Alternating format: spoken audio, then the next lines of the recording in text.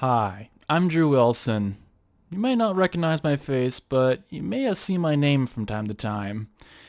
Well, here I am, finally making some sort of vlog of some sort. So I wanted to talk to you today about some things that have been on my mind about for about the last 2 years. And this video is kind of an introductory of an idea I've had. So today I'm going to be talking about, a little bit about myself, who I am, my history, and where I'm at today.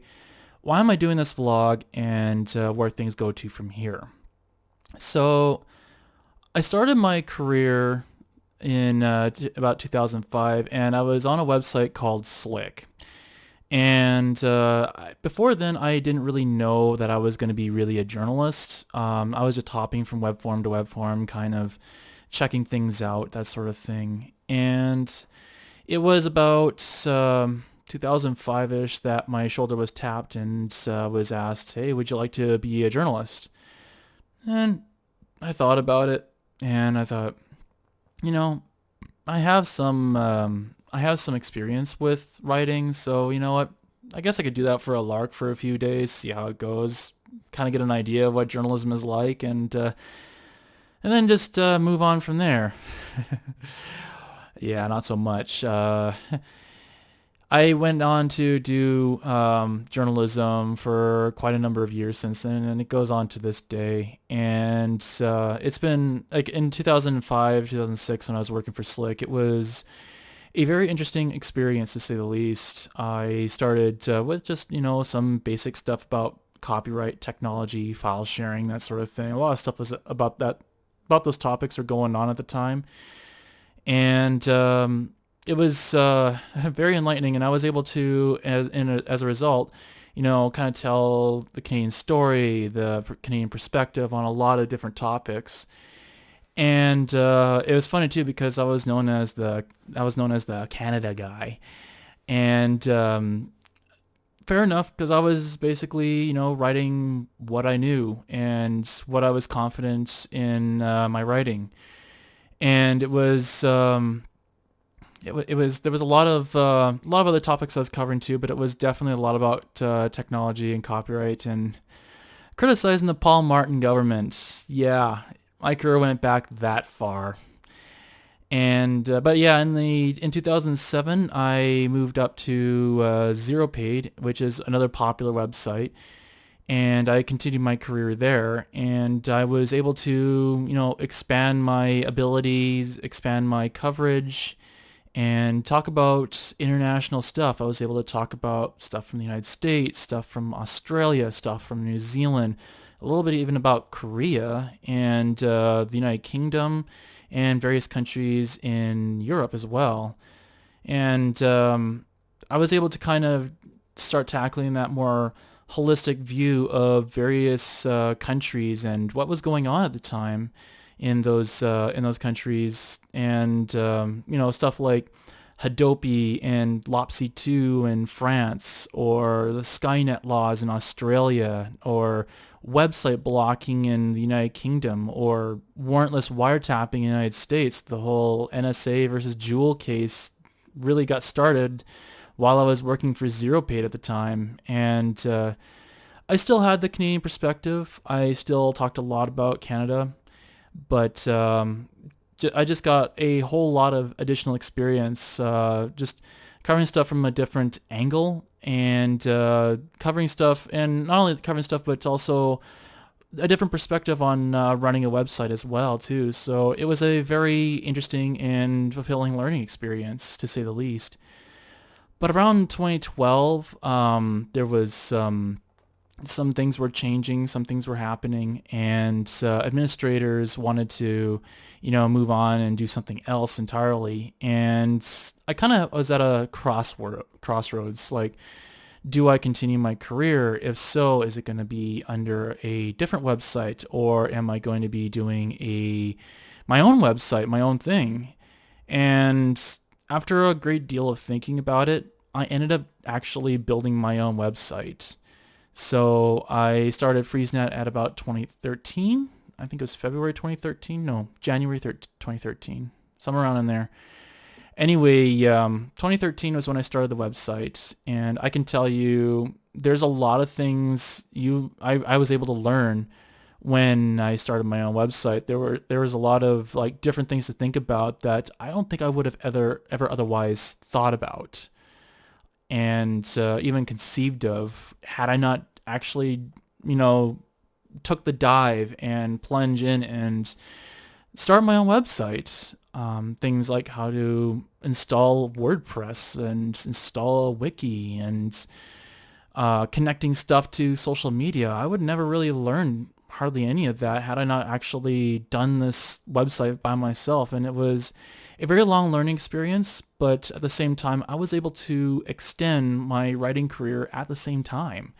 So 2013 and on, I was able to cover a whole bunch of different topics like Europe, Europe's Save Your Internet campaign, the upload filters, discussing that, discussing the online harms in the UK, that debate, and the ban on encryption in Australia, and link taxes. And it was really an extension of everything I have been covering, and showed like an evolution from just talking about copyright and just talking about file sharing, and really taking a more bigger approach to digital rights and what that means to people, and covering stuff that, traditional news websites wouldn't have otherwise covered, or rather covered rather poorly. And I'm just sitting here kind of filling that gap and talking about things, and with that understanding of how technology works. And that, I think, has been always critical for my coverage. And of course, mistakes happen too. I have learned a lot of stuff as well in the process. And of course, technology has been constantly moving ahead. So just keeping up with the trends, more or less. And just continuing the career to this day and being able to extend that. And right now, I'm very close to 10 years into this new adventure. So it's been a long road, to say the least. But the important thing is telling those, Canadian stories, that Canadian perspective, as well as that understanding of how technology works. So that leads me to today. And one of the features I have been kind of thinking about lately is my YouTube channel. I've been wanting to expand on other platforms as well, such as Twitch and TikTok. Those are two ones that I've been kind of looking very closely at. Never really had a chance yet, but hopefully in the future I will be able to expand on those platforms as well. And one of the ideas I had was this sort of video segment called Drew's Corner or something like that. I haven't really finalized the name yet, but that's kind of the tentative name I had it. And the idea was that I would have like a once a month vidcast like this, obviously a little bit more flashy and fully edited, that sort of thing, instead of just one take and thrown together. But just taking a topic and really kind of doing this informal discussion of these different topics and fleshing things out. And I thought that would be a really cool idea. I was, of course, 2+ years away from that. I don't have proper editing software. I don't have a good lighting structure. I don't have, well, there's a lot of things I don't have. But then the question is, for you probably is, well, if you're not really prepared for this, why are you even doing this vidcast at all? Why not just wait until you are fully prepared? And the answer is actually very simple. Bill C-11. Bill C-11 is a Canadian law that is currently being considered. It is currently at the Senate level, so it passed the House of Commons, and it is getting very close to passage. And Bill C-11 is what I call the Canada's social media censorship bill. Now, I know there's a lot of debates. There's, censorship. Do you really want to call it censorship? Is it really censorship? In my opinion, it is actually censorship, but not in the way what most people would think. What Bill C-11 doesn't do is it doesn't stop you from uploading it. It doesn't take down material. That's not what it does. So if it doesn't censor it that way, then how is it censorship still? Well, it's still censorship because what it does is suppress content. Like it just pushes it down the recommendations, it pushes it down search results, that sort of thing, and it does that by essentially redefining human speech and human expression as a broadcast online. So if I record a video, that is no longer speech, that is a broadcast. And there is various criteria and various nuances, but it's a lot about discoverability and discoverability of Canadian content. And you might think, well, Canadian content, no big deal. I'm a Canadian and I produce a video, therefore it's Canadian content. I'm even talking about Canadian stuff. So why isn't that Canadian? The problem is that the CRTC has very specific rules about that, and those rules actually exist today. They are online. You can view them yourself. In fact, I will leave a link in the description below so that you can see for yourself what these rules are. And the rules were created for a different era. They were created when vacuum tubes were a thing. They were created when VHS recorders were a thing. And really for a different era than the internet. It had no idea what an internet was. It was at best maybe a little niche thing for text, and that's it. Because who really thinks about the internet? It's just a fad anyway, right? Not so much now. But that's what the rules responded to, was that era. And what the government is trying to do is take those rules and just apply them onto the actual internet. And obviously that's a very ill fit because with this point structure that they have in the CRTC, basically I'm not even qualified for that. I may be Canadian. This is 100% Canadian production. This is a Canadian topic. It's not Canadian. And the reason for that is because it has the rules. You have different point structure. You have to have a producer. You have to have a script editor. You have to have a writer. You have to have a picture editor. There's a whole bunch of different really weird rules, and it's very debatable. Is this even a good measurement, a good barometer of what Canadian content is? And the net result is that the CRTC will basically handpick what they think is Canadian, and then tell platforms, we don't dictate what algorithms you're going to use. However, we want these results. That's what the bill does. And as a result, stuff that is the government considers Canadian content is going to take priority over other videos, including this video right now. And there is, as everyone knows, there's a finite number of positions for recommendations. There's a finite number of positions for search results. There's a finite number of positions for the homepage. And when that happens, then those positions get taken away, and everything else, we're all fighting for the scraps left over, essentially. And that kills the ability for people finding our content.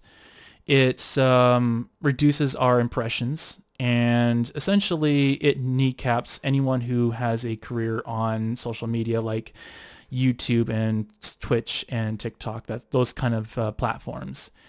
And for those of you who have actually built a whole career out of that, they're basically screwed. They have to either consider, moving to another country. That's what a lot of people are thinking right now, at least. Or maybe their career is over. And basically because the government decided your career is over because we don't think you're Canadian enough.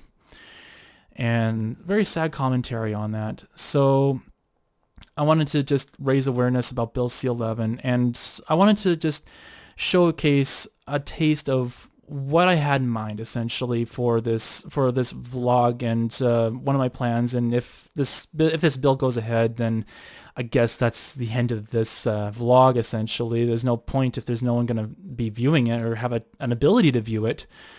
So, yeah, I wanted to hear from you if you have any thoughts on Bill C-11, this debate.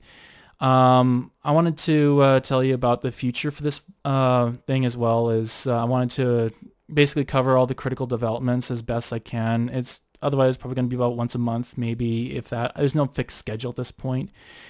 And yeah, that's generally, hopefully that gives you a better idea of what's been going on through my head for the last few years about this. And if you want to support us, you can check out my website, freezenet.ca. You can subscribe to the Patreon page at patreon.com/freezenet. You can check out our coffee page, coffee.com/freezenet. Different ways you can support us. So I guess that is all for now, and until next time, keep it cool.